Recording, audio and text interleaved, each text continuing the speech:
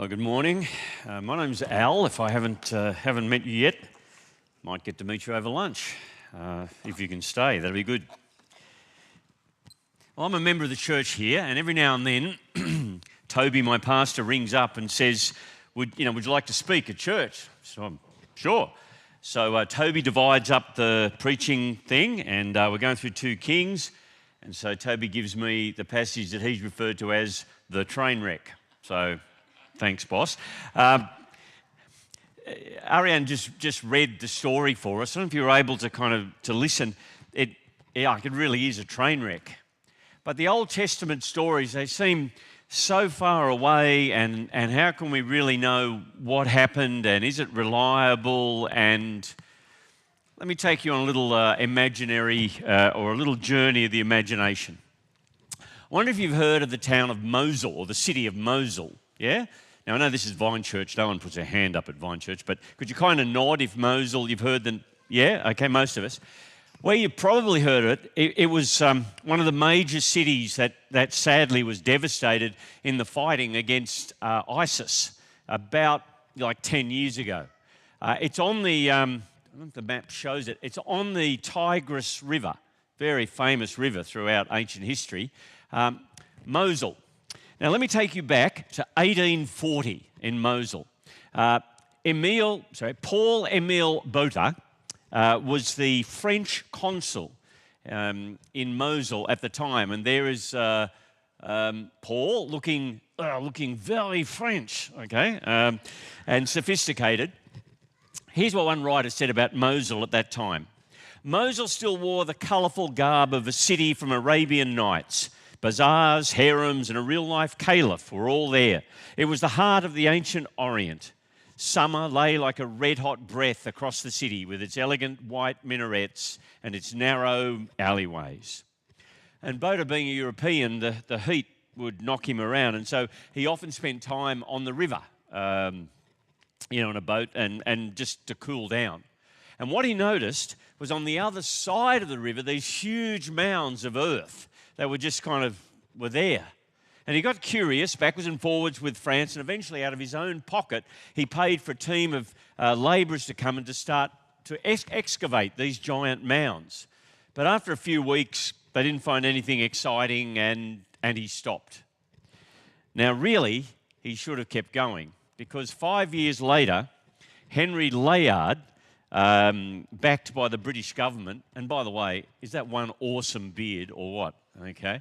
Not only did he grow a great beard, but he got the English government to back him. They went and excavated these huge mounds in the same place that Botha had been digging, and they found the city of Nineveh.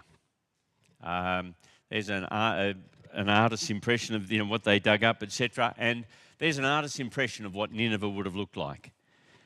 Here's the great irony. Nineveh had been the biggest city in the world until 612 BC, when it was destroyed by the Medes and the Persians. And then the desert and so on had just covered it up, and until Layard dug it up, no one knew where Nineveh was.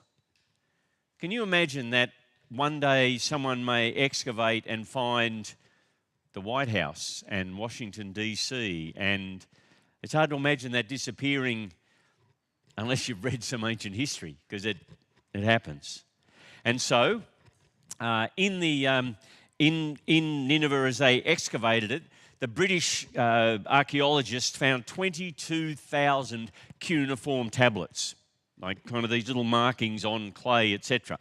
And so they took the 22,000 tablets back to the British Museum. Now, it is interesting. If you take something that doesn't belong to you, normally it's called theft.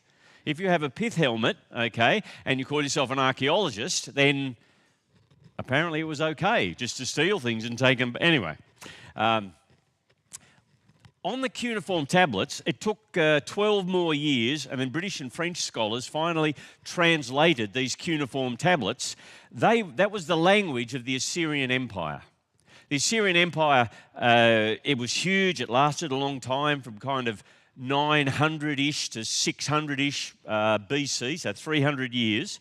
And then Nineveh was the capital beside Mosul, and then what we're going to hear about today was a little city or a little city-state called Samaria, the northern tribes of Israel. If you wanted to kind of get the comparison, the difference between the Assyrians and Samaria is like, China and New Zealand today, just massive and tiny. And the Assyrians, in a brutal world, the Assyrians were known as being particularly and enthusiastically brutal on people that they conquered. Now, Paul Amelbota, he had some success.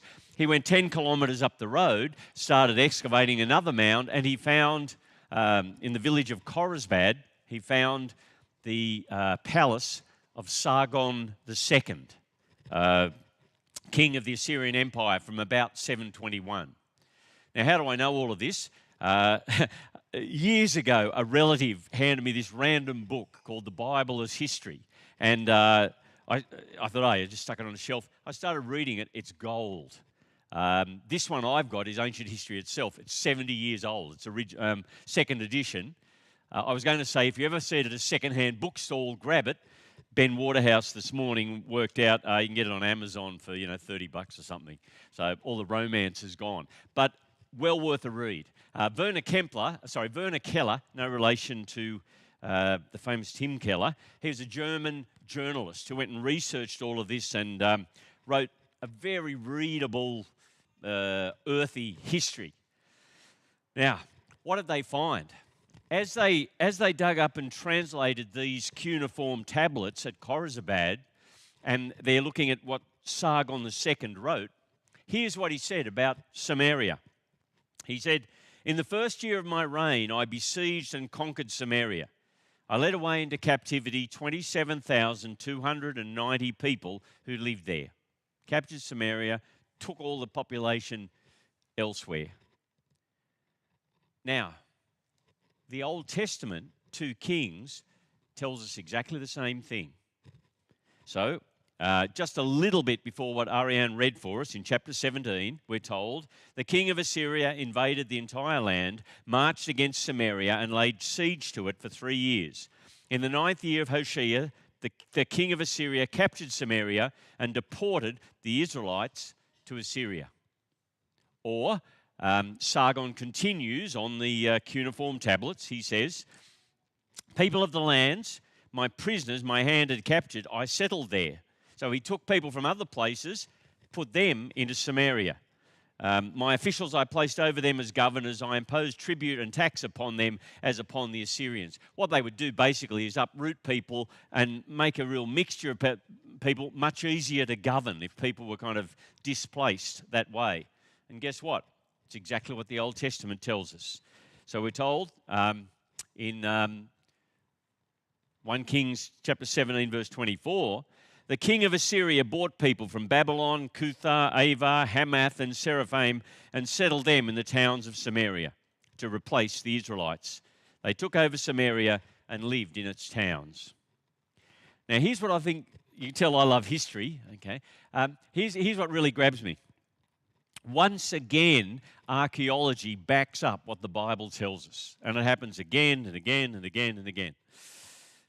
How do you know what happened to Samaria and these people and why those 10 northern tribes disappeared? Well, there's 2 ways you can go. One is you can wait 2,500 years. You can do an Indiana Jones and get the cuneiform tablets, get them translated, and then get the words of Sargon II.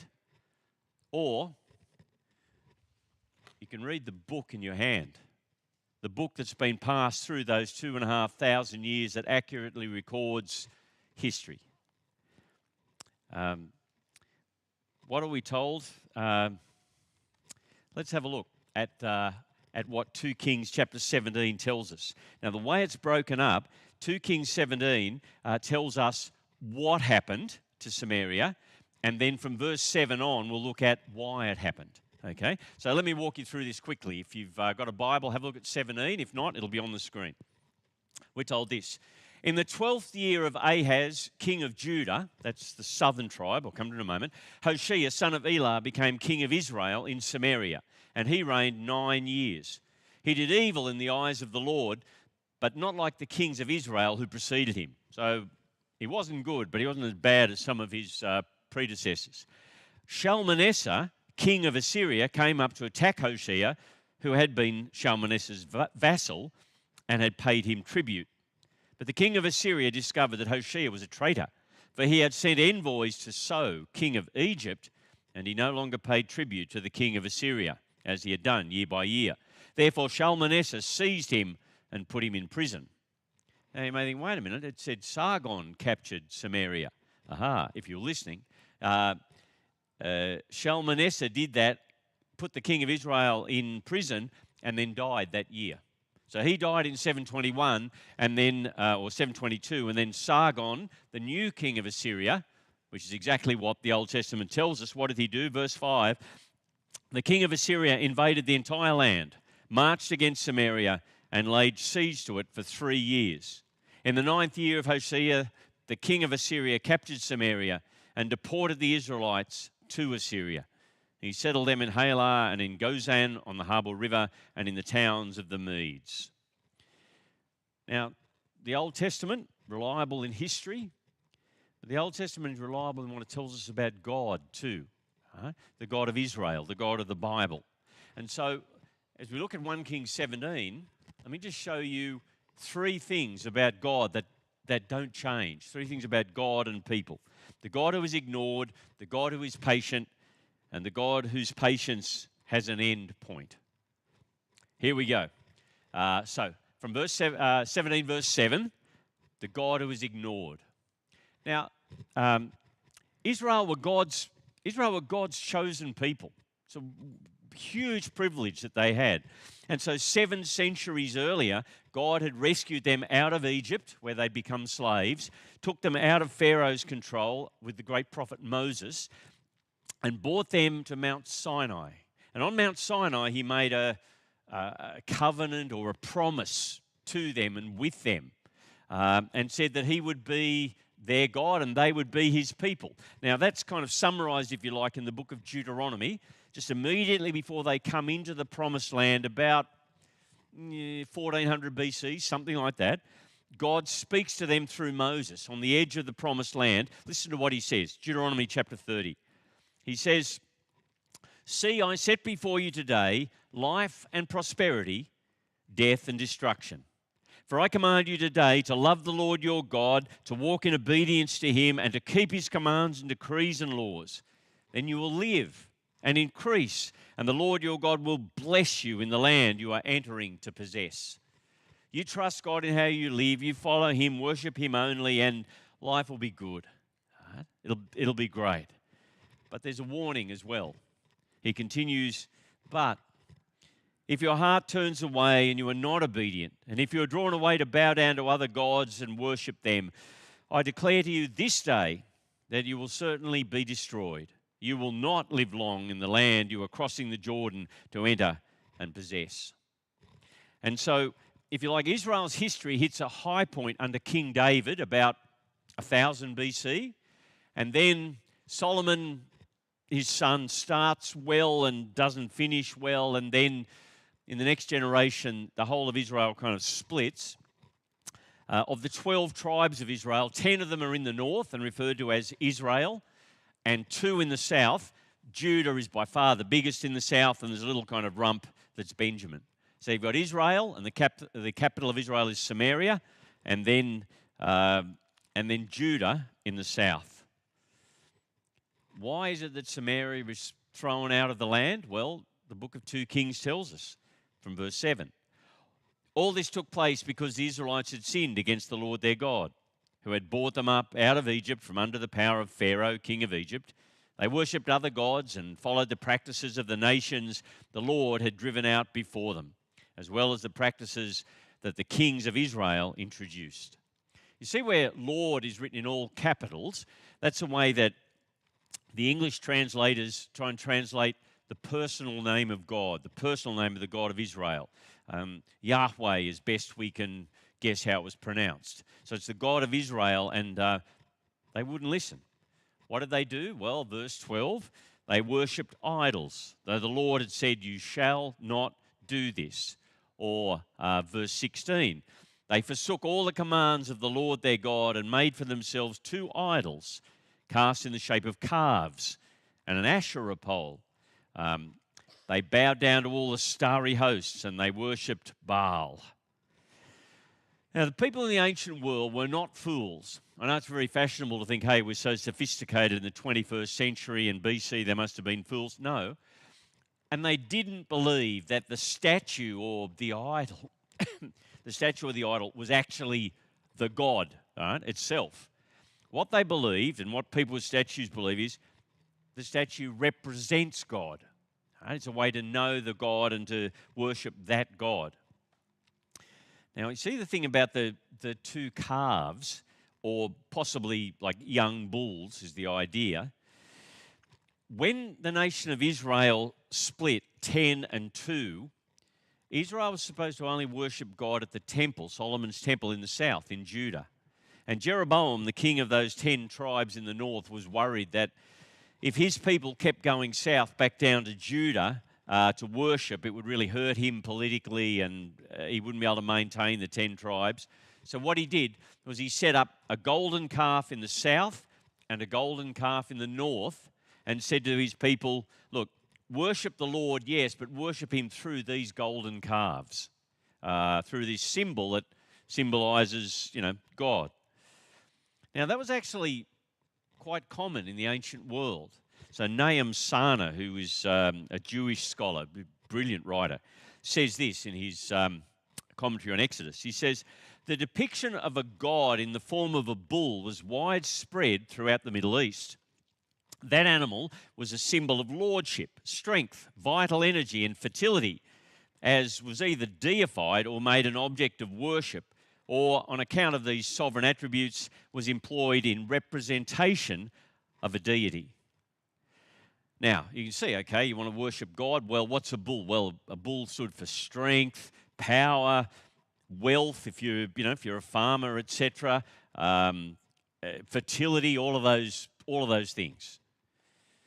Except there is a problem, and that is the God of the Bible is wise. The God of the Bible is patient. The God of the Bible is compassionate. The God of the Bible is a judge. The God of the Bible is fundamentally a God who speaks. And I don't know if you've spent any time with cattle, but they don't do that stuff, right? What's a bull? Well, a bull is basically stupid, and a bull is 1,000 kilos of testosterone and beef. Great for a barbecue, not so good for a god, okay? But now it gets worse because Israel worshipped the fertility gods.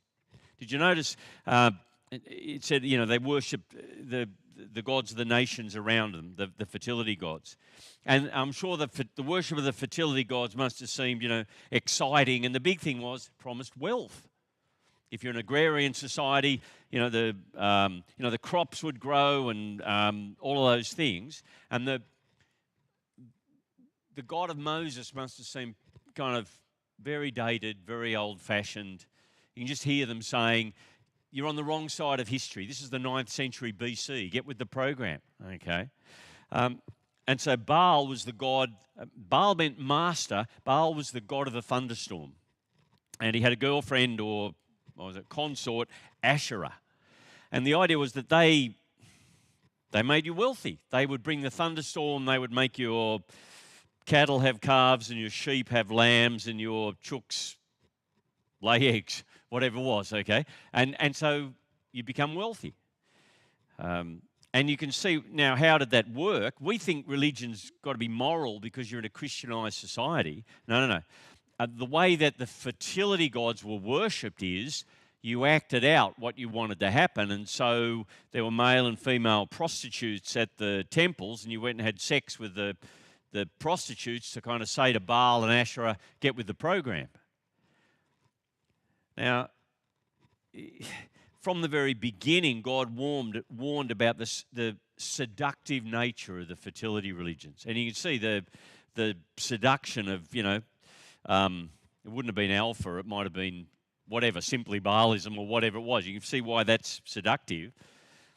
You can also see why it would rip the heart out of any society and destroy family life. And you know what? If you take the whole package, if you worship possessions and prosperity, the vulnerable pay for it. Right? If you worship possessions, the vulnerable pay for it. And so we're told in verse 17, they sacrificed their sons and daughters in the fire. They practiced divination and sought omens and sold themselves to do evil in the eyes of the Lord, arousing his anger. They burned their babies. The newborns, had dropped them into the fire with these idols. Why? Because, well, if you did that, the fertility gods would make you wealthy. It's the vulnerable who pay. Now, second thing about God, the God who is patient. See verse 13. The Lord warned Israel and Judah through all his prophets and seers, turn from your evil ways, observe my commands and decrees in accordance with the entire law that I commanded your ancestors to obey, and that I delivered to you through my servants, the prophets. But they would not listen, and were as stiff-necked as their ancestors who did not trust in the Lord their God. You notice verse 14? They didn't trust him. Trust or faith, same idea in the Bible. They just would not trust that God would look after them. After King Solomon, things just go from bad to worse to... I think last week, Grant, unfortunately I was away on a weekend away for another group, but Grant spoke on 2 Kings chapter 6. Look, if you've never read the story, just read from chapter 6 through to verse 17, chapter 17, and you'll see why God had had enough. It really does go from bad to worse. So Jehu is, Jehu, is an army officer who's given the job of removing King Ahab and Jezebel, removing their royal family from power. But Jehu, when he gets the opportunity, he kills everybody. Like Ahab had 70 sons from many wives. Jehu has them all murdered in a day. He killed, like, Jehu is the John Wick of 2 Kings.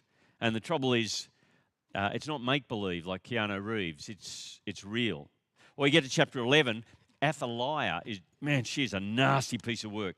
She's a grandmother who has the chance to grab power and be the queen. But what that involves is she has every member of her family murdered, except someone saves a 1-year-old grandson and hides him, Joash. And how does that story... Well, you read it yourself.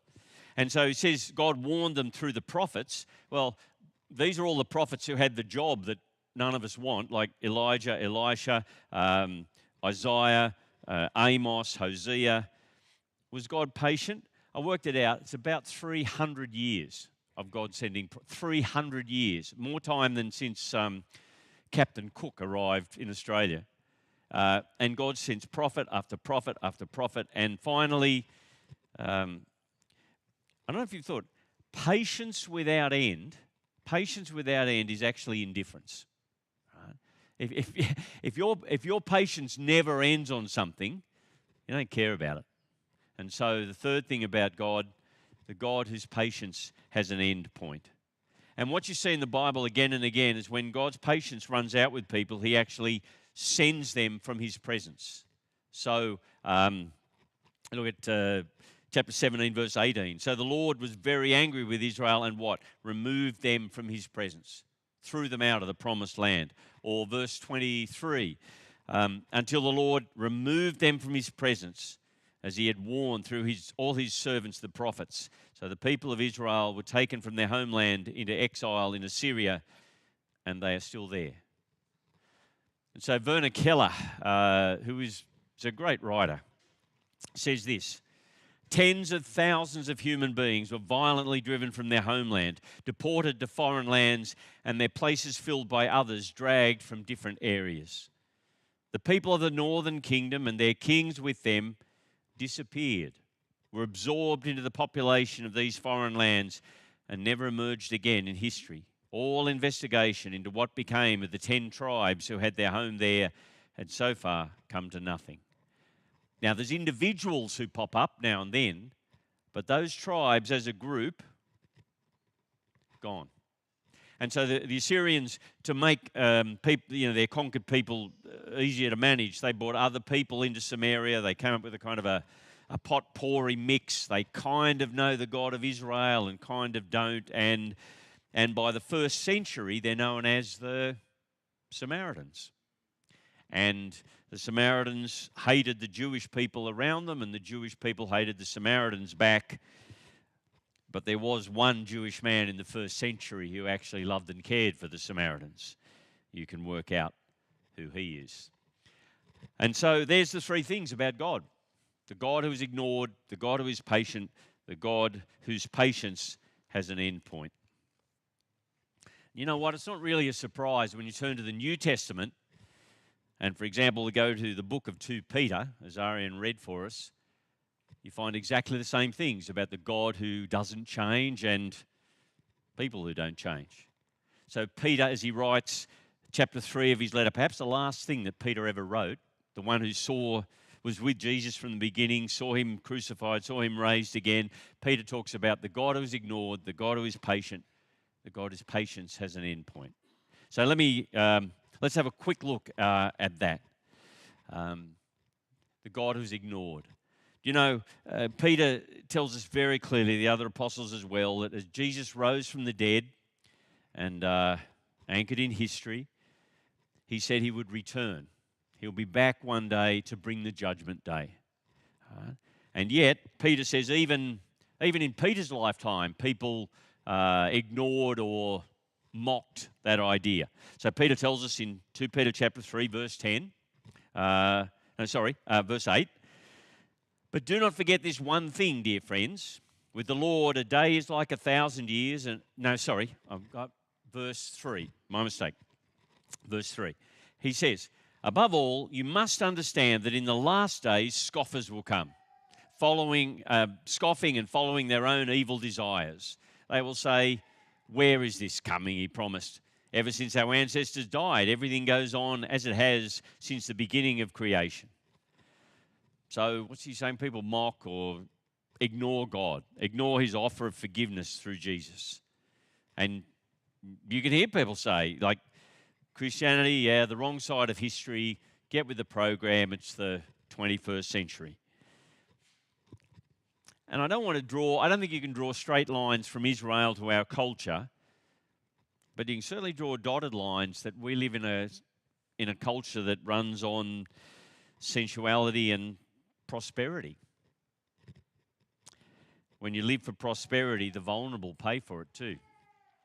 And so, second thing, the God who is patient.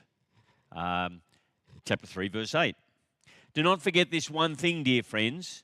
With the Lord, a day is like 1,000 years, and 1,000 years are like a day. The Lord is not slow in keeping his promise, as some understand slowness. Instead, he is patient with you, not wanting anyone to perish, but everyone to come to repentance. I know people say, well, it's been 2,000 years. Where is he? Well, what Peter's saying is, and in saying it, he's actually quoting a psalm that was written by Moses in the Old Testament, Psalm 90. He's saying, look, 2,000 years in God's calendar, that's a weekend. Right? God waits.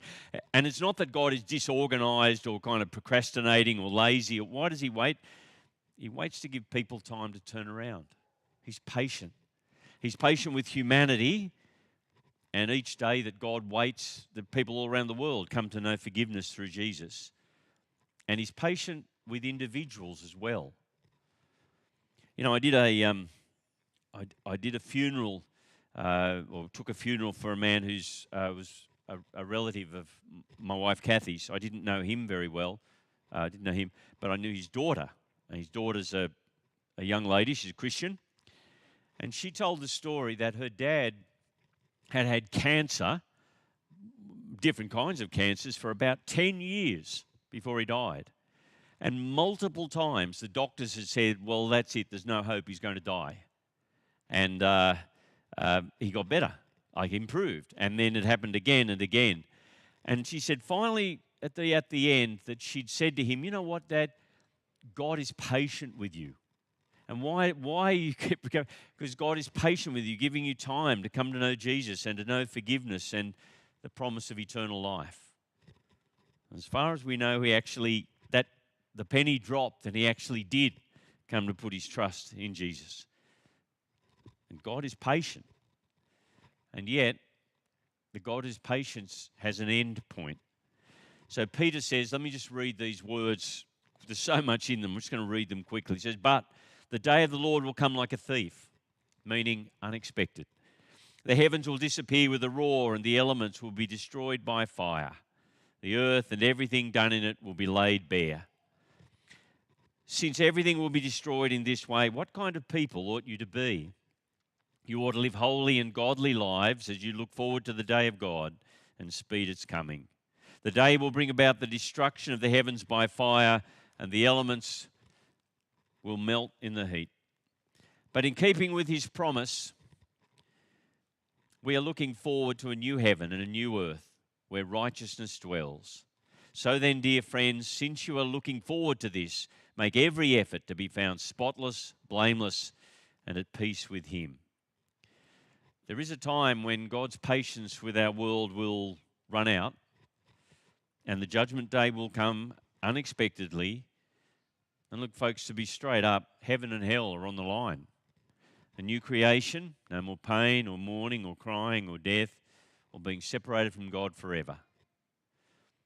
And God is patient with individuals as well, and waits, but God's patience with individuals runs out. And you hear that day by day. So how do you finish a talk on this topic, from what 2 Kings shows us really happened and what Peter says is going to happen? How do you well, you can shout and bang the pulpit and fire and brimstone, although this one doesn't really work. I grew up, my dear sweet mother dragging me along to a really strict little Presbyterian church in the country town, and there's a big old minister, Mr. McLean. He's a big bloke and with a thick Scottish accent, and he's an old man, probably my age, and what he would do, he'd preach really loud, and the building itself was a wooden building. It was only like half the size of this one. And he'd be preaching away, and there's like 30 people there. And you watched him, he would raise his hand like this, and you knew what was coming. So you're trying to brace yourself.